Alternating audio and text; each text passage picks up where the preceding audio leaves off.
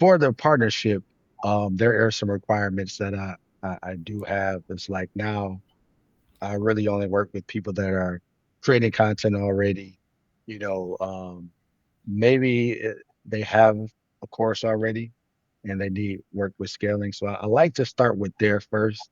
Um, People do come to me all the time, and I tell people like, if you're not used to posting organic content and things like that, and this is probably not going to be for you, for me to us to work together. This is also why I want to create something that can be for them, right? To help them and this course or like I said, community or something like that to kind of train them up because if people see the money and things like that, or this is lifestyle stuff, and they're like, oh, I gotta do this, and I know they're not ready yet because this is a lot of work and stuff like that. Um, so that's what I do for the partnership, but I definitely reason why I want to have something lower. I call it's like a menu, right? And Yeah. you go to a restaurant, you may not be hungry, you might just want an appetizer. So it's like it's important for me to create that so someone can just kind of warm up and get the feeling of it and then realize, oh, you know what, I do want more.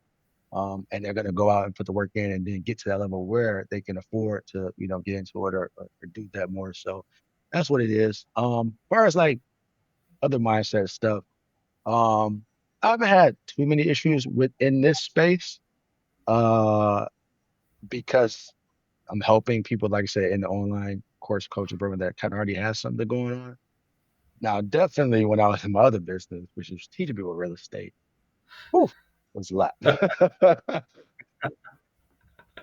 Yeah. Yeah, I found that out working real estate. The people that don't have a property or get to their first one, man, it felt like it was a big hill. You're almost talking them into it. You're like, why am I trying to talk them into it? I'm not coaching this, but I'm dragging them. And then you get somebody that's got a little bit of success. Oh, it gets easier. Then somebody who has a good measure of success, they're just open. And I always say it's like a doctor. They're giving you advice. You're going to take it or not take it.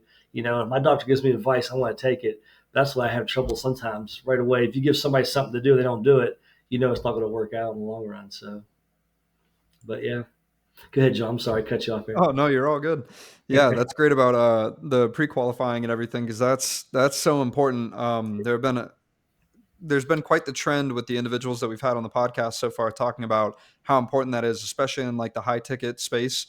And it's like the key defining difference between whether or not you're going to be successful. Because at the end of the day, you're offering somebody results and you want to get them those results, right? And it's like if you don't clearly articulate the work that's involved in that, then maybe they're not willing to do the work that's involved in it, and therefore when you take their money, it's like this whole thing, and you got to work your way back.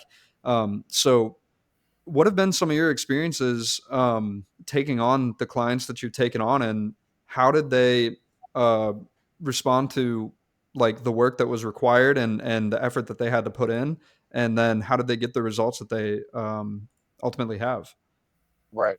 So, I think that for the most part, like all of my clients, because I think that was the one good thing about my agency beforehand is that because I've made, several $1 million in my own business offers, that it was easy for me to, communicate to them the work that's involved. And also them entrusting me that if I'm telling them to do something that, well, that's what's going to lead to getting them their goal. So that has definitely helped me because it's coming from an agency. I'm coming from a background of I was in their shoes in the beginning and now I'm helping them, get to where they want. So when it comes to like creating content and stuff like that, it hasn't been an issue or creating ads and I send them scripts and stuff like that. It's not an issue. I will say this though. Um, One thing happens naturally is that uh when I'm running ads and they're already making money and they can kind of hide behind the ads at times, that they don't want to put out as much content. They kind of get a little lazy on that side of things because they're like, hey, listen, I'm bringing in money every day and I don't have to really do anything. But I always happen to remind them, if you want to be better than anybody else that I'm working with, you do this on top of the ads, right? This is going to amplify both because we're in a trust recession. And I tell them all the time, like people don't trust people as much nowadays, right? And so we have to over deliver with people seeing from ads, seeing from content, things like that, because that's going to make sure someone says, oh, this person really does want to help. And I'll work with all clients that's another thing too. Like you got to really want to help somebody. Yeah, because if you don't, yeah, I'm just not. We're not here just to make some money because I'm not here to deal with disputes and stuff like that because you're not doing any fulfillment on your side. Um, but yeah, that's what it is. Just sometimes it's just reminding them. As far as the workload on their end, I've been lucky that I've chose people that are very passionate about what they're doing. So I haven't had any issues of having to tell them to do this and do that.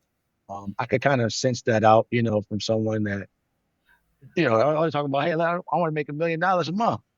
And then it doesn't match up with the work ethic I see in the beginning. I'm kind of like, all right, I'm not able to. We're laughing with you because we know how that is. If you're interested in learning more about the tidbits and advice that they have, then you should consider subscribing to the 2 Comma Club newsletter, where you'll get daily updates and advice on the podcast and the things that we are learning from the individuals who have made at least $1 million. Just go to 2ccnewsletter.com or click the link in the description down below and subscribe.